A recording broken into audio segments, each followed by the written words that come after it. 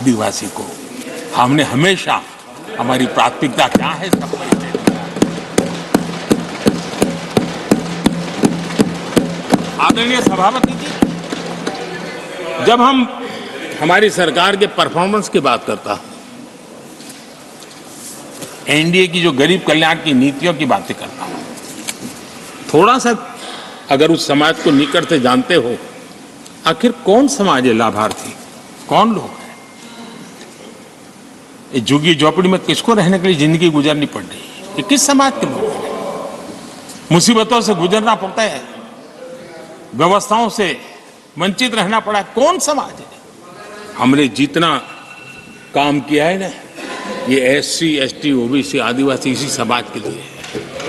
कच्ची बस्तियों में रहने वाले लोगों को पक्का घर मिला है तो मेरे इस समाज के बंधुओं को मिला है।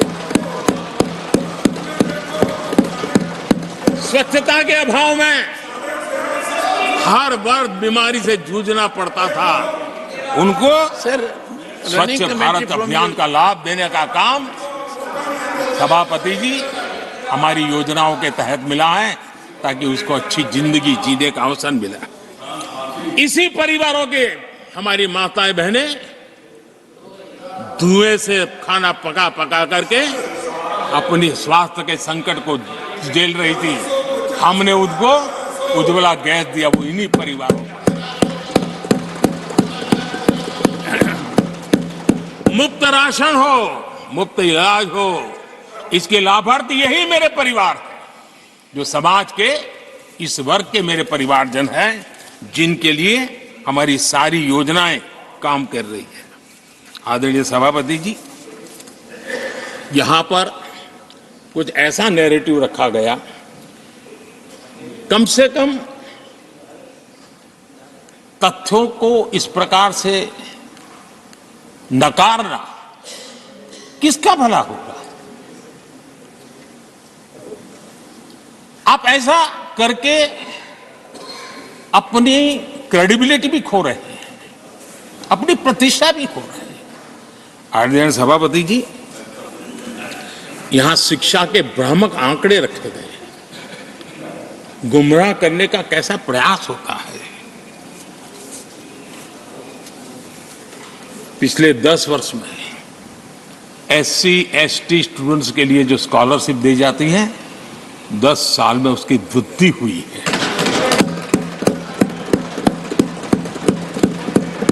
इन 10 वर्षों में स्कूलों में, हायर एजुकेशन में नामांकन की संख्या भी बहुत बढ़ी है और ड्रॉप आउट बहुत तेजी से कम हुआ। आदरणीय सभापति जी, 10 साल पहले 120 एकलव्य मॉडल स्कूल थे। आदरणीय सभापति जी, आज 400 एकलव्य मॉडल।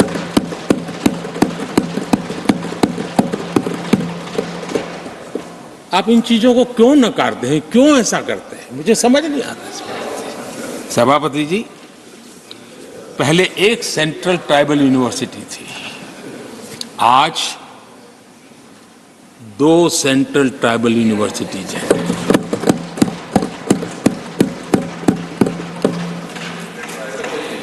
आदरणीय सभापति जी, ये भी सच्चाई है कि लंबे अरसे तक दलित, पिछड़े, आदिवासी बेटे बेटियां कॉलेजों का दरवाजा तक नहीं देख पाते थे।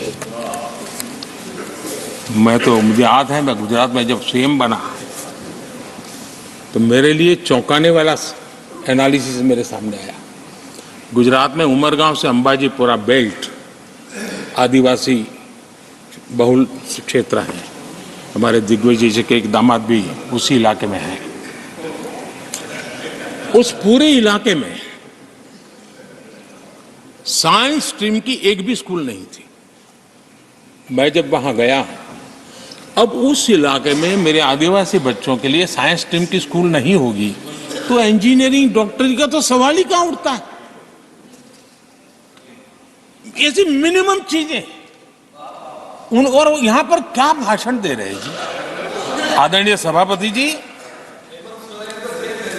और मैं बताना चाहता हूं, सदन को गर्व होगा, संतोष, आप उस सदन में बैठे हैं, वहां एक ऐसी सरकार आपके साथ बात कर रही है, कि ऐसी सरकार नेतृत्व कर रही है जहां कितना बड़ा परिवर्तन आया। आप उस समाज का विश्वास बढ़ाइए, उनका हौसला बुलंद कीजिए, वो देश की मुख्य धारा में तेजी से आगे बढ़े, उसके लिए हम प्रयास करें, सामूहिक प्रयास करें। आप देखिए, आदिवासी और हमारे SC/ST समाज के विद्यार्थियों का नामांकन, मैं कुछ आंकड़े रखना चाहता हूं। उच्च शिक्षा में SC विद्यार्थियों का नामांकन 44% बढ़ा है।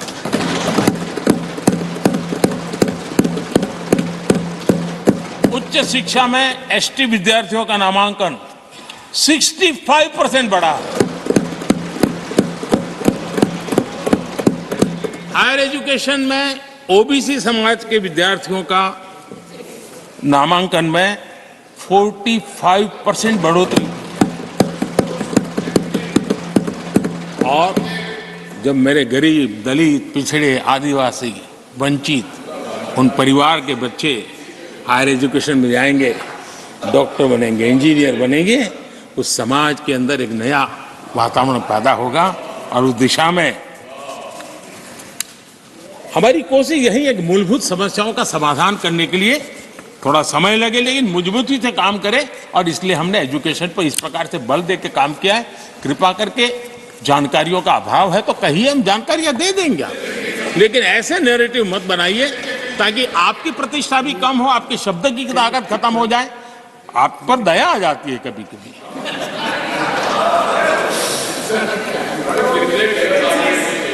आदरणीय सभापति जी, सबका साथ सबका विकास ये नारा नहीं है, ये मोदी की गारंटी है।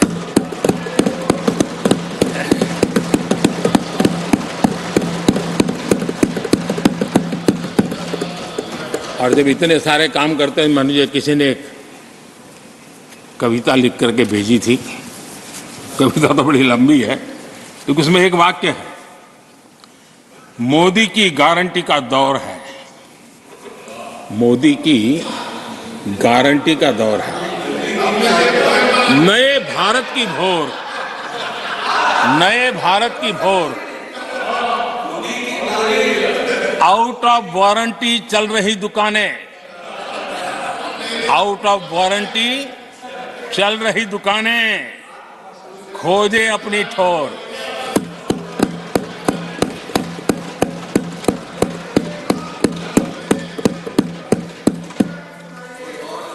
आदरणीय सभापति जी, किस प्रकार से देश में निराशा फैलाने का प्रयास, मैं ये तो समझता हूं, जो लोग इतनी निराशा की गर्त में डूब चुके हैं, वैसे निराशा फैलाने का उनका सामर्थ्य भी बचा नहीं है, वो भी सामर्थ्य नहीं बचा। आशा का तो संचार कर ही नहीं सकते, जो खुद निराशा में डूबे उनसे आशा है। लेकिन देश में हर जगह जहां बैठो वहां निराशा निराशा निराशा फैलाने का जो खेल चल रहा है और सच्चाई को नकार करके हो रहा है, वो न खुद का भला कर पाएंगे न देश का भला कर पाएंगे। आदरणीय सभापति जी, हर बार एक ही गाना गाया जाता है, समाज के कुछ वर्गों को भड़काने के लिए बिना हकीकतों को ऐसे वाक्य बोल दिए जाते हैं। मैं जरा देश के सामने कुछ हकीकतें बोलना चाहता हूं और मुझे विश्वास है मीडिया इस ऐसे विषयों पर जरा डिबेट कर ले ताकि पता चले। आदरणीय सभापति जी,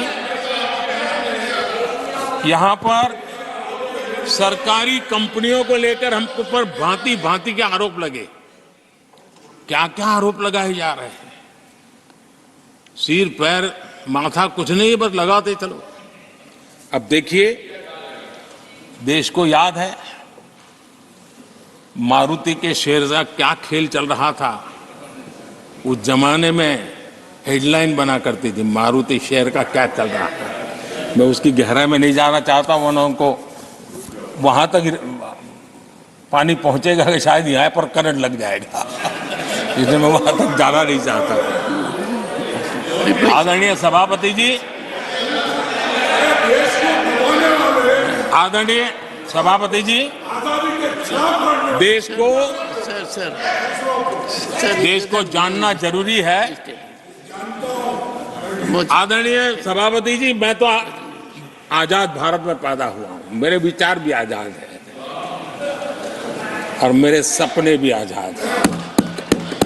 तो गुलामी की मानसिकता को जीने वाले हैं, उसके बाद और कोई चीजें नहीं है, वही पुराने कागज लेकर के घूमते रहते हैं। आदरणीय सभापति जी, कांग्रेस ने कहा